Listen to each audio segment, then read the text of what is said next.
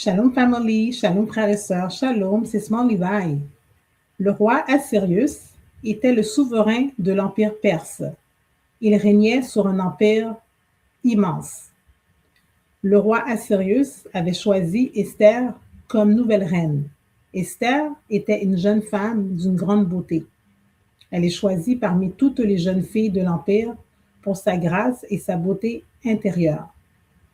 Sur les conseils de son oncle Mardoché, elle garda son identité israélite secrète. Esther est de la tribu de Benjamin. Mardoché est l'oncle de Esther.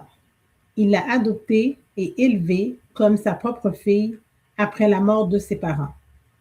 C'est lui qui lui conseilla de cacher son identité israélite en entrant au palais d'Assyrius.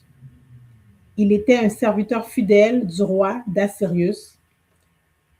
Mardoché est aussi de la tribu de Benjamin. Le vizir du roi, le conseiller Aman, exigeait que tout le monde se prosterne devant lui. Mardoché refusa de s'incliner devant Aman. Ce refus, motivé par sa foi, déclencha la colère de Aman et le projet de génocide contre les Israélites. Il décida de se venger. Il voulait exterminer tous les Israélites de l'Empire. Le roi Assyrius accordait une confiance aveugle à son conseiller Aman, allant jusqu'à lui confier son anneau pour sceller le décret d'extermination des Israélites, sans réaliser les conséquences de cet acte.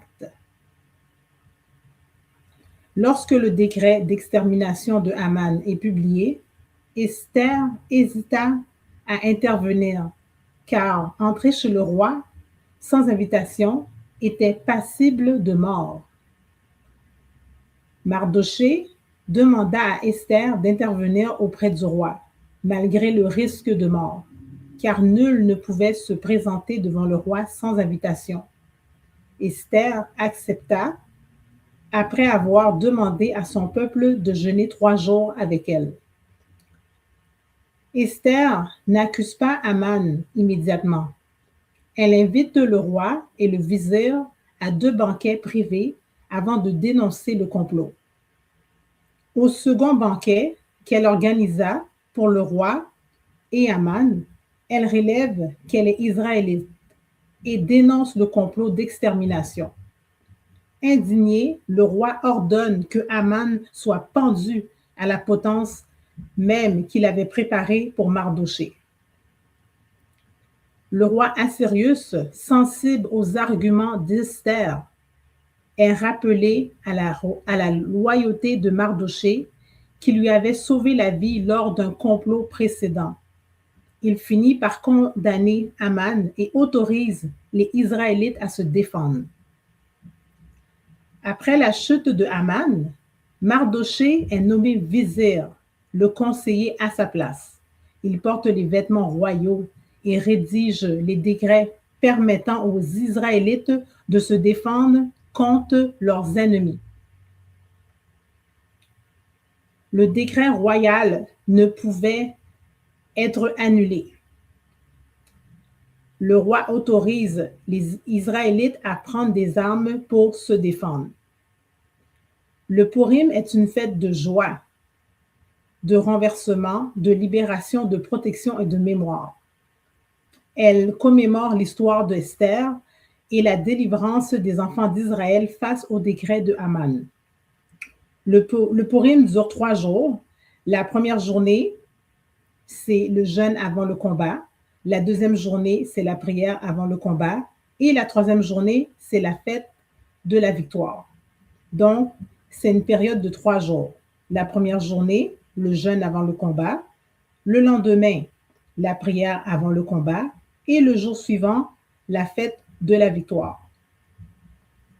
Le jeûne avant la bataille était un moment de tension intérieure, de lucidité et de préparation.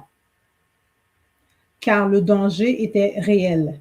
La décision était lourde. La reine Esther se préparait à risquer sa vie. Les enfants d'Israël jeûnaient pour soutenir son courage. C'est un jeûne particulier parce que c'est un jeûne de préparation, de concentration et de mémoire que l'on doit faire une fois par année, famille. OK, frères et sœurs, c'est très important. Ça nous rappelle le jeûne d'Esther avant d'entrer devant le roi, la solidarité des enfants d'Israël, la force intérieure avant l'action et la clarté avant la délivrance, la prière avant le combat. Esther entrait devant le roi Assyrus au péril de sa vie. Mardochée attendait le verdict. Le peuple d'Israël retenait leur souffle et personne ne savait encore si le plan allait fonctionner. La victoire, la fête de la victoire, est que le plan d'Esther avait fonctionné. Le décret était renversé, les enfants d'Israël étaient sauvés. La peur se transforma en joie, le jeûne devenait un festin et l'ennemi tomba dans son propre piège.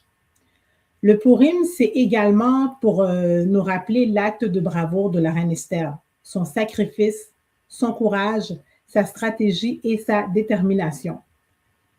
La reine Esther et son oncle Mardochée ont déjoué le complot de Haman, renversant la situation au profit des Israélites. L'histoire complète se trouve dans le livre de Esther qui est dans l'Ancien Testament. Moi, je vous encourage fortement à le lire. C'est 10 chapitres. C'est pas le livre de Esther, c'est pas une histoire qui est vraiment longue, là. C'est seulement 10 chapitres. C'est vraiment une belle histoire. C'est une histoire qui est intéressante. Puis moi, je vous encourage fortement de le lire. C'est vraiment important. Donc, d'autant plus qu'on est dans la période du Purim. Donc, c'est le Purim 2026. Alors, là-dessus, si vous avez aimé la vidéo, n'oubliez pas de mettre un j'aime et n'oubliez pas de vous abonner à ma chaîne également, s'il vous plaît. Shalom!